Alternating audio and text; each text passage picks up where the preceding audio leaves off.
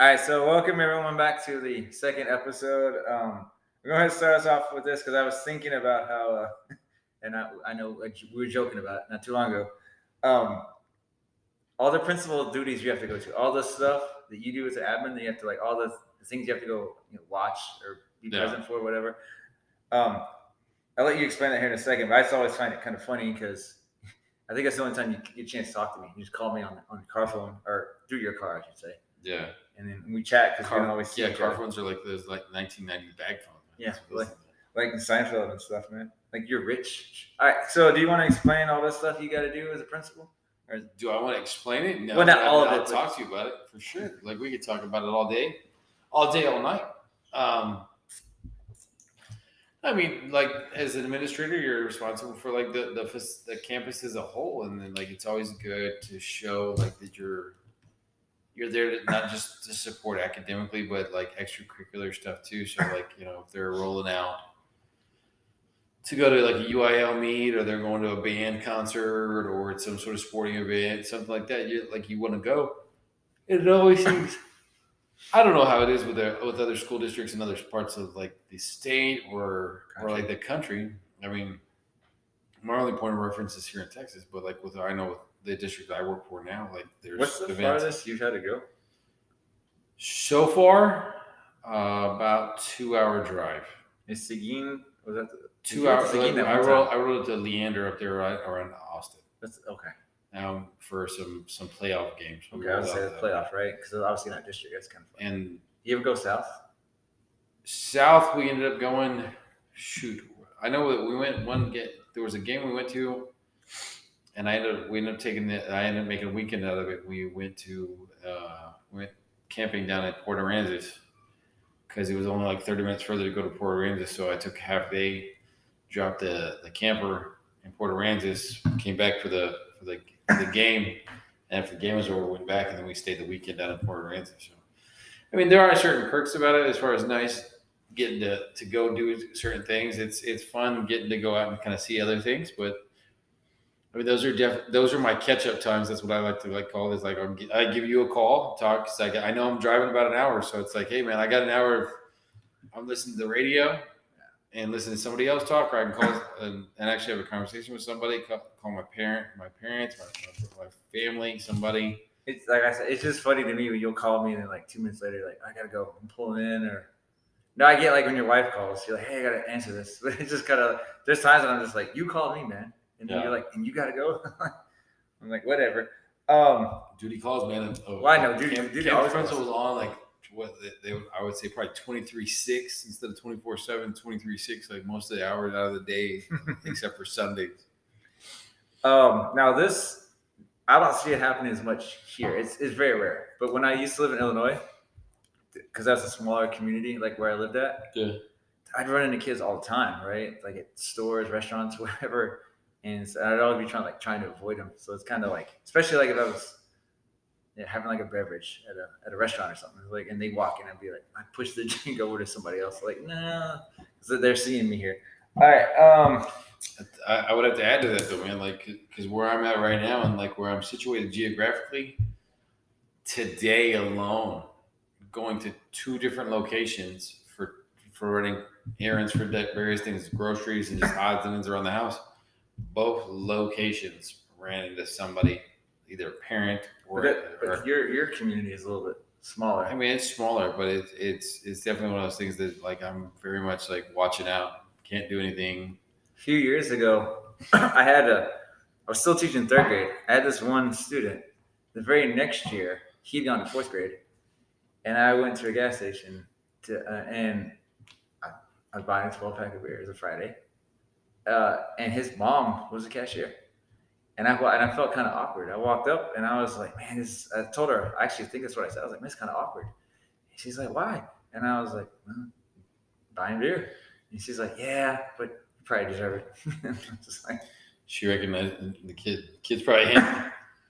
All right, so the next thing I was going to say, and every time I think about this, I always think about you because Yeah. Every time you start off sentences like that, though, man, like I feel like there's gonna Well, I be think some about you sort all of- the time, man. Did you know that? Well, no, but I feel as though like when you say that, like it's gonna be like I have this reputation in your mind as if though like I'm just like I'm no longer the crazy party Well, person that I you used to tell be. me if I'm wrong here. Since we were 30, weren't you always calling us old?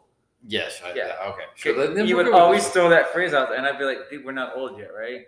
And now we're in our 40s, and I do start to feel older now, especially when I use phrases like this in the classroom, like when I was your age or back in my day, things like that, and it just makes me laugh with the students. Do you catch yourself doing that with the older ones? Um, I don't know that I call it like when I was your age, but I just tell them like a lot of times I tell them I know what you're up to. I realize what you're going with because I've done it before. I'm just the biggest difference between us and them, besides the age and the time, is the fact that they have phones, they have cell phones now, and the internet's more accessible. We had pagers when we got like into college, or maybe when we were in high school. I don't remember. Near the end of high school. It was near the end. We were like seniors or something. But other than that, like I mean, like the only like they're just better at documenting their idiotic choices now because they make videos of when they're doing something they think is cool, but it's really like I wouldn't post that. But because we're more mature now, that kind of reminds me like when I was younger, I was more like, actually when we're both younger, you're not really afraid of getting hurt, right? You're just like you're doing stuff because it's fun, it's cool, whatever, right? Yeah. But as a teacher, when these kids are like they're hanging upside down on a monkey bar, or whatever, like get down. Immediately, it's like you're good. All the things that could happen that are horrible. It's constantly, it's like you said, all these bad negative thoughts. Just what you wanted to like nip it in the bud and stuff. But I do. So I explain a lot of my.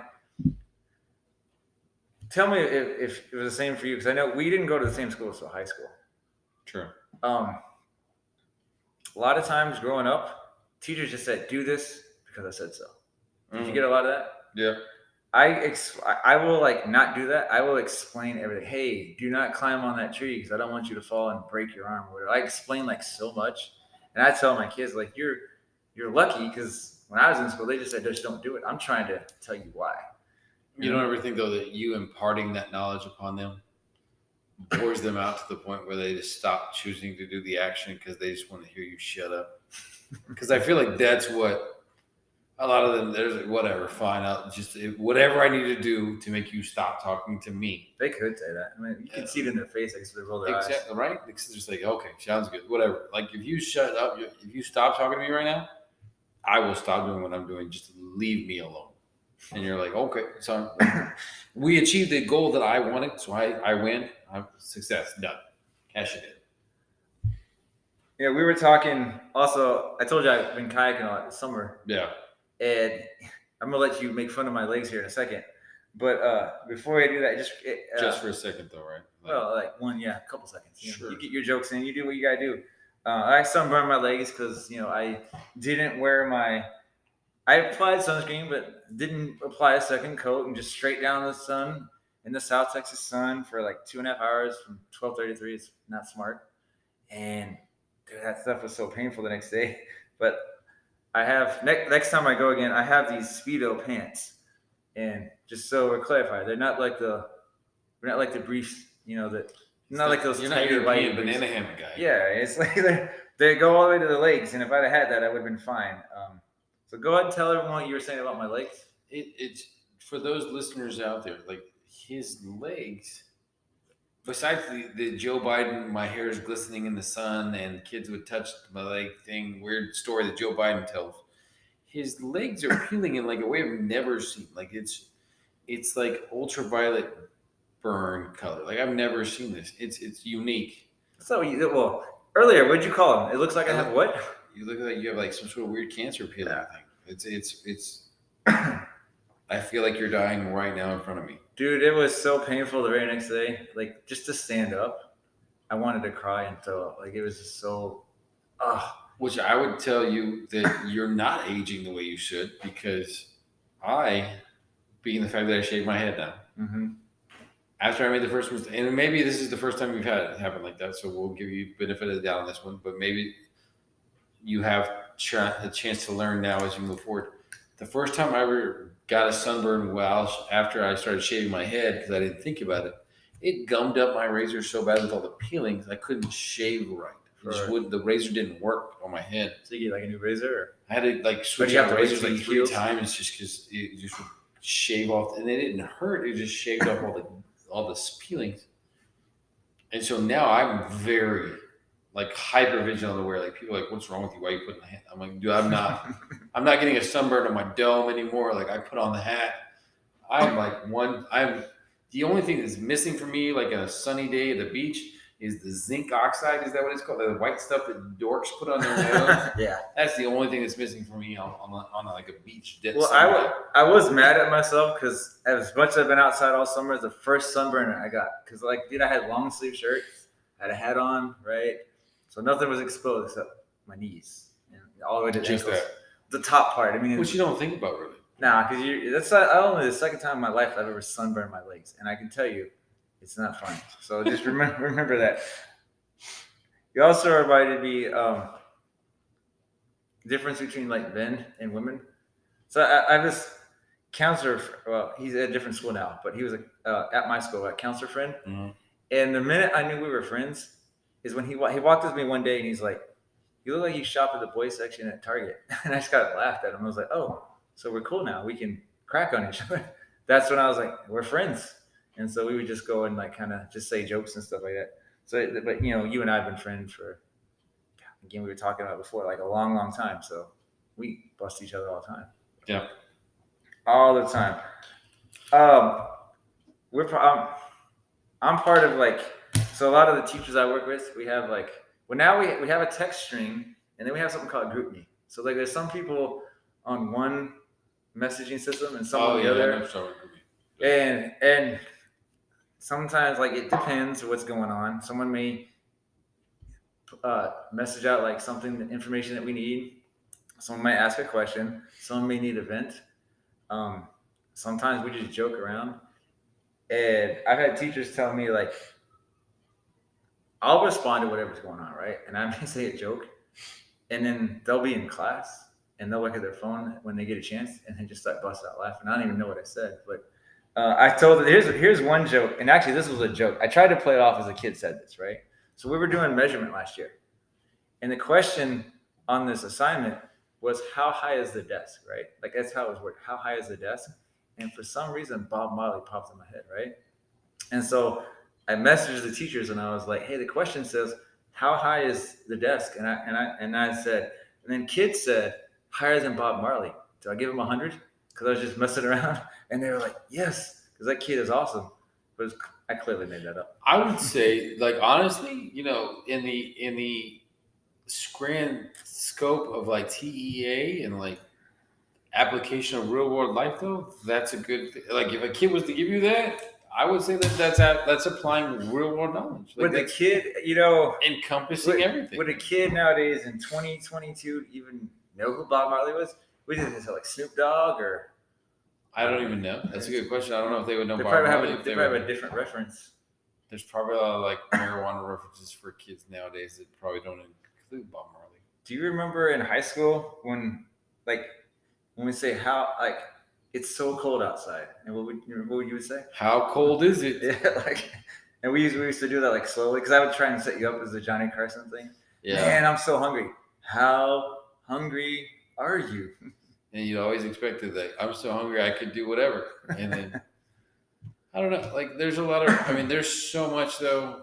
Honestly, there's so much that kids get now that like they're just inundated with information like through social media, through every app. I mean, shoot. I don't even know every app that's coming. Like it's hard for me, both as a parent and as a school administrator, to kind of keep up with social media and try to keep up with those apps. Because I mean, Facebook was the original one in MySpace. Like the MySpace was the OG. But we were still out of school when that happened. But then you get Facebook, you get Twitter, and you get Instagram, and then you get TikTok, and you get Snapchat, and all this other stuff. And just some of the stuff that kids. Who knows, like all the different slang. I mean, it takes like a researcher to sit there all day, all night to come up with all the slangs that they have for different things. So kids probably have all sorts of stuff. Last year, especially, like if I gave my students some free time on the computer, the number one rule is like I let them go to YouTube, but it was like no TikTok, right? Like the reason I don't like TikTok is like stuff's uncensored. You don't know what you're gonna come across, and I don't want that happening at school. Whatever kids do at home, I can't. We can't control that. It is what it is. But at school, I'm like, nah, I don't want you doing that. So, this part, well, it's gonna be different because again, elementary year, high school. So I like to play a lot of music in the class, right? And I had like found like stuff that's on the radio now. I can find instrumental, and so like I just play it like so because I don't want like if it was Tupac, I love Tupac in high school. Well, I'm not gonna go around and play a Tupac song in the classroom, but I can play it instrumental because that way it takes all the words out. That's I would be wondering if there's any kids that start singing along with the words with that. Like so, and I'm not gonna sing the lyrics, but my in the title of the song escapes me right now, but the one that's why after B, like that's definitely one of those ones that if you played the instrumental, I don't know how good that would come across. I will say though, like you were talking about a few minutes ago, if they know who Tupac is, man, those sell like crazy. High five, it's like man. Kids have Biggie shirts, Easy E shirts, and Tupac shirts in my school all the time now, and I'm like, those guys. Some of those dudes will shoot, especially those guys. They got the Wu-Tang, so they represent Wu all the time. I'm like, Tupac, Eazy-E, Biggie, they all died before you were born. Like, how do you? Oh yeah, I know. I'm like, I don't know that you do, or that like, it's almost like one of those things. Like, I want to question the parent. Like, what do you let your kids listen to at home? Because none of those songs talk about the ABCs or the arithmetic or reading. Like, there is no correlation to where you should be showing, like, letting your kid listen to some old school 90s rap that correlates to any sort of wholesome, like, especially if they're like super, super young. I mean, I'm like a high school kids, but still, like, I mean, you look at it, like, geez, man, like, none of those songs are one of those things where I would turn over and be like, hey, guys, y'all need to listen to this. Boys, listen up. Like, this is. You're like, you need to listen to Beach Boys. Well, I mean, you want to expose them to the world, but at the same time, like, there's certain stuff. Come on now. I mean, we're not gonna. Who was your favorite group in high school? Was it Matchbox 20 that you listened to all the time? Matchbox 20, Prodigy. I like that a little bit. Well, yeah, but that's different. Pumped up a little bit. Remember Third Eye Blind? Third Eye Blind was a little bit. Yeah. We listened to Green Day. We're a little bit all over. I love Bush. That 16 Stone album. That was one of my favorite albums. Yeah, that was good stuff. I mean, obviously Tupac. Yeah. Liked, and then you got like, besides, I mean, I like country. Oh yeah. Well, you weren't big on country, I think, in college, in high school. Yeah, I listen to country all the time now. But what was it? What was those MTV? The remix, the MTV remix ones. The mashups. You know what I'm talking about, right? Yeah. It was like granted CDs. But it was like 15, 16 songs. It was like MTV Jams or whatever that was called. Oh, yeah, I know what you're talking about. Where it'd be like the hits or whatever. So you'd have Mark Morrison and you'd have whatever. Someone I saw recently, someone went on in the late 90s, in the early 2000s, all these one-hit wonders came out. Mm-hmm. And a lot of that happened in our high school. And we'd go to we'd go buy the CD, like you said. Where would we go get those CDs at? Like Sam Goody's or? With the remix right there, go get the CD from Sam Goody. Yeah. Little throwback White Club Jean right there. So Sam Goody. But what did we used to go get like Borders? Whatever that junk? No, we get it like on at sale, like discount, like it was like used, like like CD exchange or something. Oh, like CD exchange. Yeah. Leading into the music or going on with the music now. So like I said, I started with instrumental, right? And now this part, I'm almost willing to bet you probably don't listen to it at high school because their kids are older. But Kids Bop. You ever heard of Kids Bop? I did Kids Bop. I used that whenever I was a PE teacher. Yeah. But anyway, so Kids Bop, it takes all the current songs and makes them kid friendly or whatever. It's kind of funny how if there's a song that talks about drinking in real life or on the real song original, how they kind of edit it out or whatever. You know what's the craziest thing? And Tracy, my wife showed me. Shout out to my wife. Love you, babe. So TikTok has its merit sometimes. They have this little kids choir and they were performing like all these little like rap songs, but you have little kids singing rap songs You're the choir. in like a choir, like almost voice. So um, it's just crazy. Like it was interesting to see them talk like going, and it was laughable. So I'm not trying to knock on the kids. I know they were probably being serious, but it was funny just to kind of see. So I don't know the Silent Toe with his little whip song, Mm-hmm. and they're singing it as if it's like opera style. So it was definitely it was definitely different. So, you think you could answer this question? What was the most annoying song you heard all the time last year? Because I know it for me, right? And I heard this song a lot, and it got to you hear a song so much, you kind of just start liking it, right? Like so, Old Town Road. The kids loved Old Town Road, which I think was probably not even last year. Probably came out like a little before that. Yeah. But my group last year, I always wanted to hear Old Town Road, and there was a Kids Bop version with it, and so like I said, at that point, like I heard the song so much that I was just like, that's not that annoying. I honestly like I try to listen to talk radio more than anything else. The what? Talk radio, just Oh, so okay. ES like sports radio, any sort of sports talk stuff, Well, I was talking about just to avoid I was talking about like hearing songs kids like don't over and blare, over. like they're not. You don't hear music blared a lot at your high school, like No, I they mean drive in or something. no, not really. Like they, I got great kids in my school, and like they don't. I mean, if they're you That hear walk the around beat, like a boombox in the oh 80s. heck, no, it's not 1985. We're not like Dangerous Minds. No, like kids got AirPods and whatnot. They got the earphones or whatever the Apple wired ones are. Um, there's a lot of differences, man. Like there's a lot of different. Like shoot, like you think about it when we were kids in high school. If we wanted to listen to music, we would have to. I mean, you have what was the Discman or the Walkman? Yeah, the Walkman, both. Actually, before they had the cassette. Yeah, Yeah, the Walkman and like the Discman was the thing. Like the was the CD player on your hip or whatever that was the headphone. Remember, like when we used to listen to the Hot 5 at 9 radio station, and you call in, can you play this song? And yeah, the most requested. Did you ever try and record it with a cassette tape? When I was like younger, I was like, record these songs. I got a couple of songs off the radio like I would record. I mean, so different.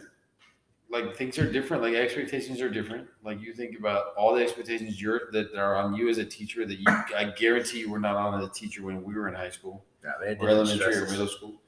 Same thing for me, administrator. I'm expecting certain things to come through like teachers. Do you remember when we were in senior year science class? Biology. And I was assigned to your science class as a teacher's aide, Yeah. which was odd because I had that class as a student in another period. So I was there in anatomy as a kid, like a student. Yeah. And then I had anatomy again, but I was just the teacher's aide. So I was there to make copies if she needed it, whatever. And then I remember there was one day, and we got in trouble for this. Like we got punished. They removed me from being her teacher's aide. Well, you're skipping the story. Because and the whole story is essentially like she left early, she left 10 minutes early. Yeah, and you were the substitute. And I was essentially the substitute for the last 10 minutes. Yeah, I was the teacher. Like so she just had me cover the class for 10 minutes. And then I was on crutches, and us being the responsible 17-year-olds that we were. And you being in charge, you needed time to get to the. We're like, hey, let's leave for lunch. We're just like, let's avoid the crowds. So I'm not gonna make it to where the other kids are stuck in class unsupervised by a kid who's 17 years old, and so I let them go early so they get to their cars too. So we go, and then lo and behold, we got found out.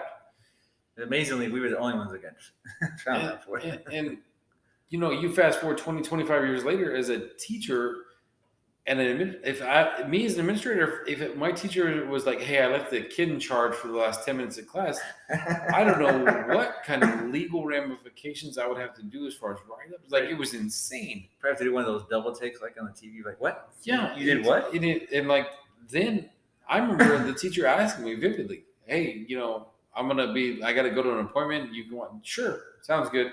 Like as if like she didn't know who I was, and looking at me like you're a 17-year-old kid, barely 17, because like I turned 18 after we graduated high school. Like 17-year-old kid, like okay, that sounds good. Let's just leave you with a group of your peers, as if that's a good choice. like a recipe for disaster. Horrible. Like if I was, I would, if I could go back in time and write that teacher up and fire her, I'd be like, worst life choices ever. Well, we've talked a lot about how things are way different than when we were in school compared to stuff now. You and I somehow remember we fell through the cracks that senior year. Football ended, but we still had athletics period. We were the only people on the campus that didn't have to get like another elective. So we literally had like 2.5 hours for lunch every single day. Mm-hmm. And we could leave campus. So we were doing, we had just all the free time. And I remember, it's funny because like it still kind of bugs me a little bit, but I also laugh at it too. I took one of my classes. We had to take, the counselor came in and said, we're taking an anonymous survey test. So I just made up a name, right? Because I know what anonymous means. I know what a survey is. And then I get called in the office a couple days later. That counselor spent like days trying to figure out who I was. And I was just like, seriously, all I gotta do is look at the roster, like 25 kids. You have 24 real names on it. Find my name. But then I was at the same time, it's an anonymous test. Why do you really care who I am? But when they gave me 5 days of lunch detention, and he laughed, like Dr. J laughed at me. He's like, look, I'm only doing this because counselor was really upset. And he's like, I'm trying to keep her off my tail. And I started thinking, well, I still got 2 other lunch periods. And I was like, whatever, okay, 5 days, whatever. But like what I did to get punished for 5 days, man, that was kind of insane. For sure, but I can sympathize with the AP at the time simply because you want to make sure that your office relationships are good. You want to make sure that you're holding your thumb on the kid, and at that point, who knows? He may or may not have known that we had that many lunches. Because they didn't. No one knew. Because if they knew, we would have gotten in trouble. Or we would not got in trouble. We would. I don't even know. I mean, like it blows my mind that they weren't on top of it because we had like 2 or 3 counselors. So like you think like the amount of kids that were graduating, like that's not a ton of kids that are enrolled every time. I will say that, obviously being older now too, but she wasn't my counselor. We had 2 counselors, right? And one was like A through L or something, right? Or M, and the other one was the others. She was the other counselor. If she had been my counselor, when I got in trouble, I would have told her, well, you need to switch counselors because now I can't trust her. Because she had, look, I get what you're saying about the, holding. I'm not defending her. I'm not, and I'm not even like, it's not like I'm mad, but that's a trust issue, when you think about it. So I just kind of, like, it wasn't like a huge deal, like I said, because kind of laughed off the lunch detention because I was like, whatever. We still got 2 other hours to roll it. We still got all sorts of time to go eat and do what we got to do. So we're gonna roll to a break real quick, and then after that we'll come back and we'll hit you back up with some more thoughts.